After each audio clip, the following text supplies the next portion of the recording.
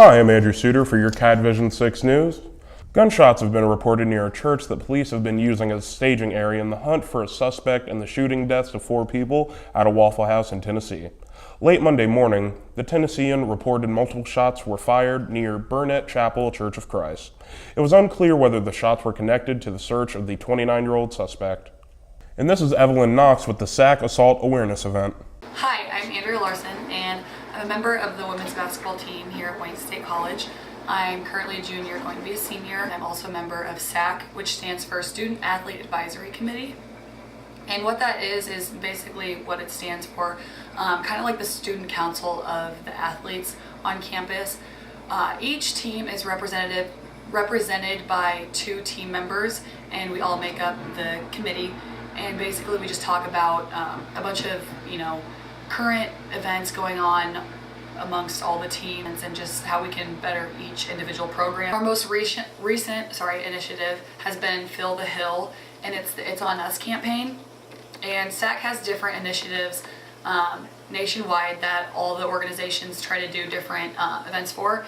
And the most recent one has been It's on Us, which is a campaign for standing up against sexual violence. And student athletes have such a bad reputation when it comes to sexual assault and sexual violence. So the idea is that it's on us to make a difference. And so we did the Fill the Hill event, which was at the baseball and softball game a couple weekends ago. And we just had people pledge to take a stand against sexual violence. And the first 60 students to pledge got a free t-shirt. And people got free teal little wristbands because teal is kind of the color to represent the It's on Us campaign and sexual violence. And Emily Scheibe was able to attend the color run. More on this. My name is Rachel Queering. I'm currently the philanthropy chairwoman of Theta Phi Alpha. And what's the project that we're working on? So we're doing a color run called Colorful. It's a walk, jog, run to end hunger, and the proceeds are all going to Mercy Meals.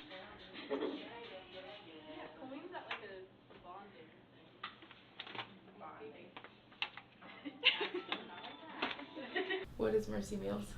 Mercy Meals is an organization that packages meals and sends them overseas to orphanages, people in poverty, just trying to fight hunger one person at a time.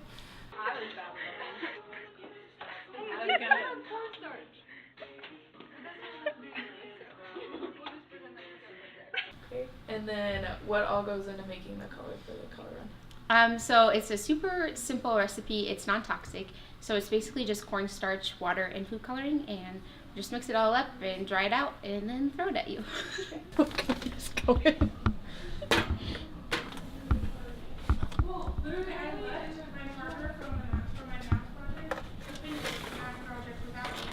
And then when will the event be? The event is April 21st at 10 o'clock a.m. We'll start registration at 10 a.m. and then the run will start at 10:30. And where is that? At Victor Park. It's right on the south side of town. Perfect. Americans overwhelmingly believe teachers don't make enough money, and half say they'd support paying higher taxes to give educators a raise. That's according to a new poll from the Associated Press NORC Center for Public Affairs Research that comes amid recent teacher strikes over low pay and the amount of money allocated to public schools in several Republican-led states.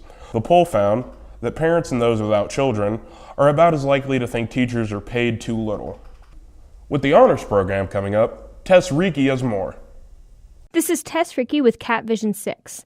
As the semester comes to a close, students in the honors program are finishing their projects. Senior Rachel Caldwell describes her honors project. Okay, so I finished my honors project last semester and I presented in December. That was the final half because the project's kind of set in 2 different parts. And so starting in, I knew I wanted to combine all 3 of the areas that I'm studying. So communications, international studies, geography, things like that. But I never really knew how I was going to incorporate all those until I studied abroad in Greece. And just looking at Greece's ancient history, everything like that, it made it really easy to tie it together. Gosh, the hardest part I think is that it's just one of the biggest projects that I've really done here. You're not given a whole bunch of direction to go at because it's based on you, which is really nice. So you are able to explore more of your skills but it is hard to stay motivated because you have other assignments on top of that that have due dates sooner. My biggest piece of advice would definitely be to pick something that you're passionate about. It's very easy to get burnt out since you're working on it for 2 whole semesters. So you really want a topic that you're very interested in, not something that just your advisor's like, hey, you should just do this because I'm interested in it. Honors presentations are open to the public and begin on April 25th in Connell Hall, room 131. This has been Tess Rickey with KWSC 6. There's been some growth in the electronic media program. Here's more with Adam Benchin. We had seen kind of some lower numbers probably the last 2 years. Part of that had been we had some changes in the department. I came in kind of suddenly, so there was a change there. Also, when I had first come in, I had came in as an adjunct professor, and then of course the position was opened, and then I was hired full-time. And we've also hired a really terrific journalist professor. His name is Justin Berg, who will be starting mid-summer. We're really excited about him being early onboarded. What we've done is we just kind of, because of the technological advantages, we just expanded the platform. The variety of video productions that we do has been expanded a little bit, and that's really caused a lot more interest. Having the growth come to be similar to 2 years ago is great, but I would really like to see us get back to the days that of really large size like we were in the early 1990s. Really want to try to get the 3 medias more converged. So with the new journalist professor coming in, and of course we have the radio advisor, the television advisor, try to get those 3 medias working together, especially creating standardization in news. Maybe it's just as simple as how to write leads and some of those things, or coordinating our efforts for football for all 3 medias, those things. Prior, the silos had been kind of separate, so now what we want to do is, as the medias converge more, we want to converge more. I think those are probably the big goals. President Trump's pick for Secretary of State, Mike Pompeo, may not get the recommendation of the Senate Foreign Relations Committee, a rare rebuke for such a high-level nominee. Pompeo's nomination can still advance to the floor vote by full Senate later this week, but he may not have enough support on the Foreign Relations panel to win its recommendation. All Democrats on the committee and at least one Republican have said they will oppose him in Monday's vote.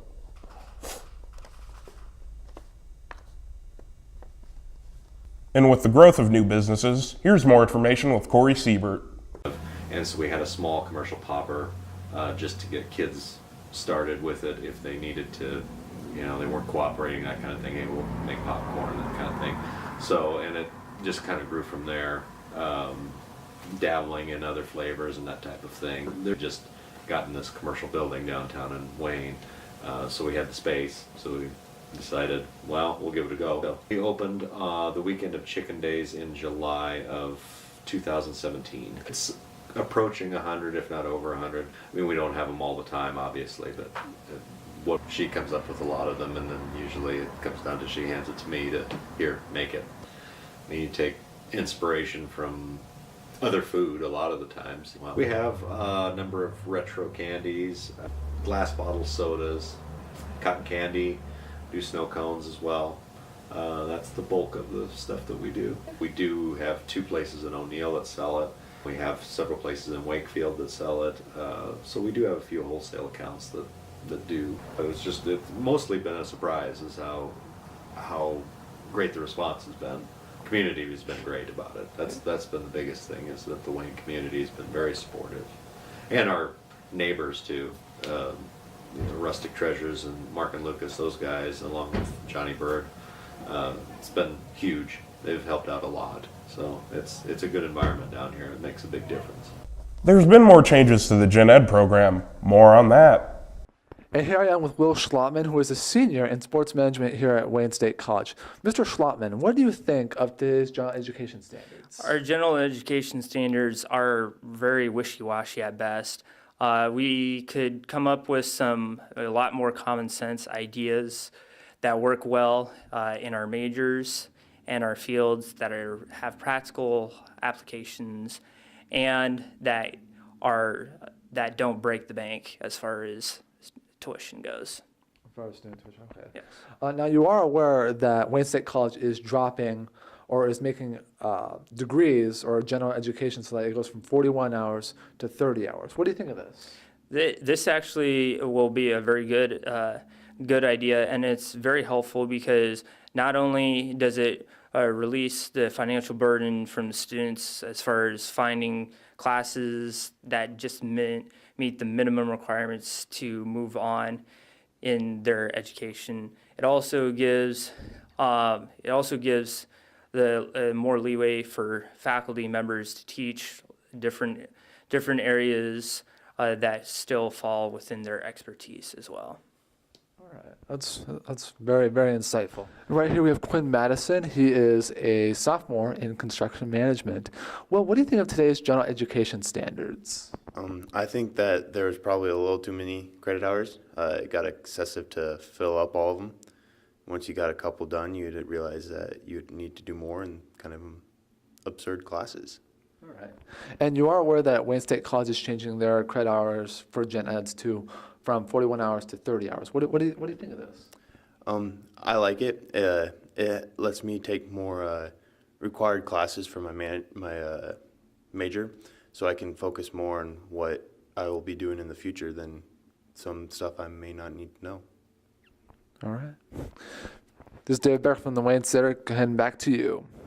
We'll be back with sports after this.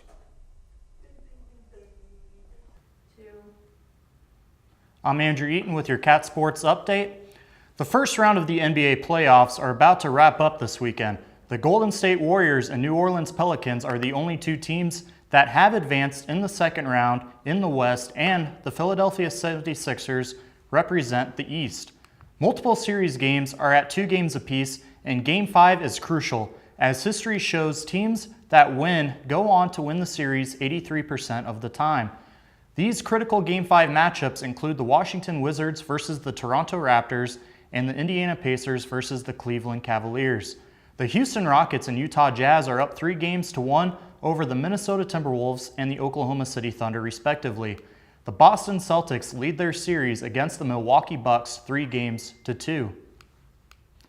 David Dunkelo has the athlete profile on WSC pitcher Hunter Wineoff.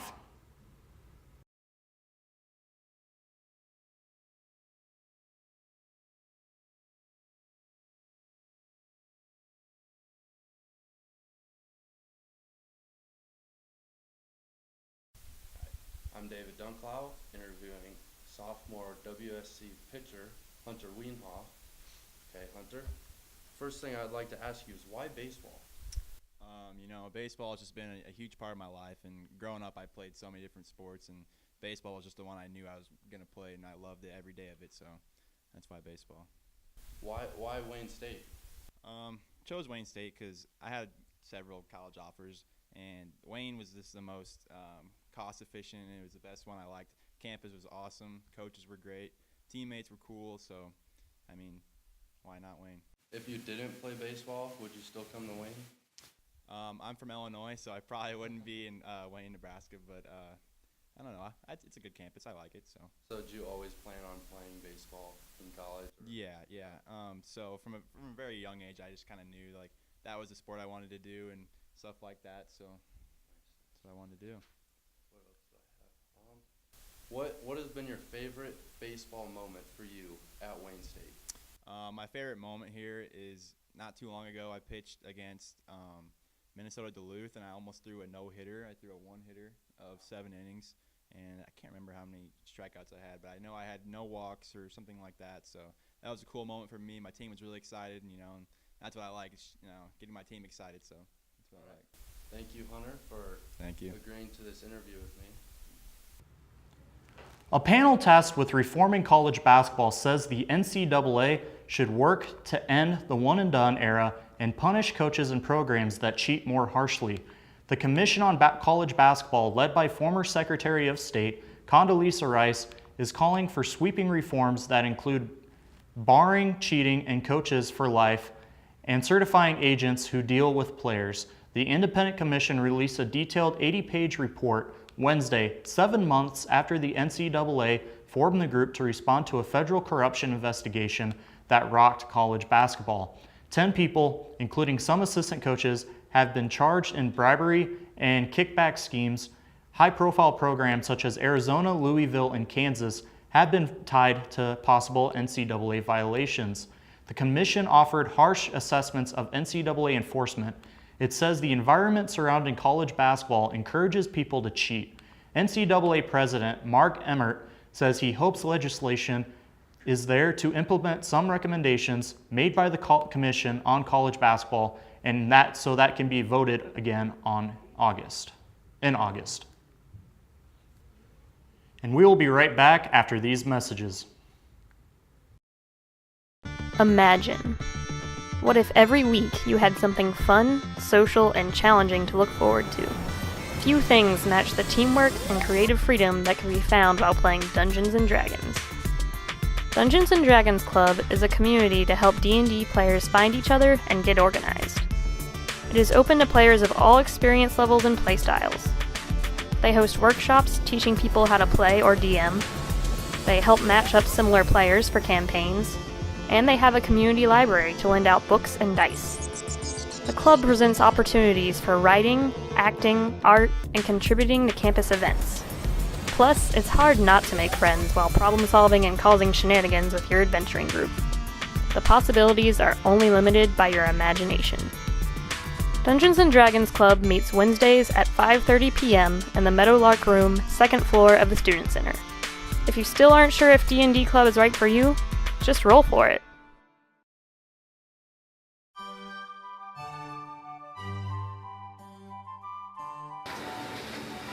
You look frustrated, Sam. What's wrong? I can't concentrate. Well, what are you listening to? No. You should be listening to 91.9 The Cat. That's gonna help you focus. Here, see? Yeah, okay.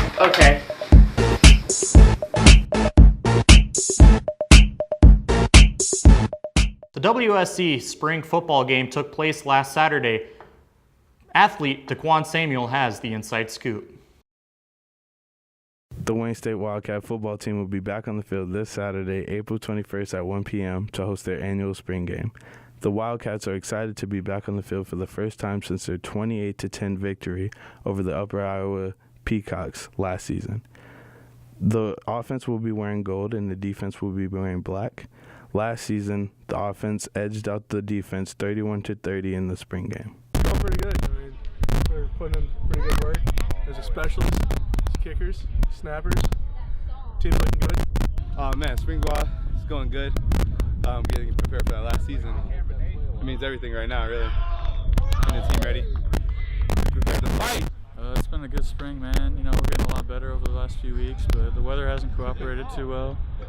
But, you know, it's going to be a good spring game. It's a grind. It's a spring, man. It's a grind. We just out here trying to take advantage of these nice days, man. It's over here about to snow tomorrow. Like, we trying to set a date, man.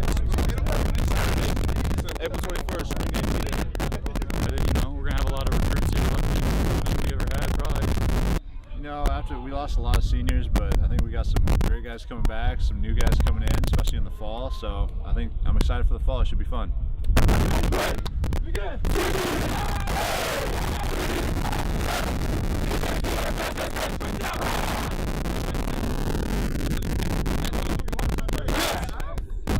And we will be right back with the weather. Marquise Jones here with your Cat Vision 6 weather. Towards the west coast, we got some high 50s towards Southern California and mid 40s and high 40s towards Northern California. Nevada, we got some 34-degree temperatures. You might want to bring out the coat. You know, in the Midwest, we got some 70s, some high 60s, and a little bit of high 50s towards Minnesota as well. And we got some 75-degree temperatures down here in Florida. Now, for your local weather, we got some precipitation over here in Decatur. Wayne's looking clear after the lightning and thunder last night. Now for your 5-day forecast. We got a high of 84 and a low of 57 today. Breezy with clouds and a whole lot of sun. We come in here tomorrow. We got a low of 49 and a high of 67. Severe thunderstorms possible. It's going to be a little bit cooler, so you might need to bring out a jacket. Over here we got 68 highs and 50-degree lows for Wednesday, mainly cloudy, but it shouldn't be anything that you have to worry about. Thursday, we got 71-degree highs and 48-degree low temperatures, a couple of thunderstorms. And then this Friday is going to be real nice outside. 76-degree high and a 50-degree low, mostly sunny. Now back to you after these messages.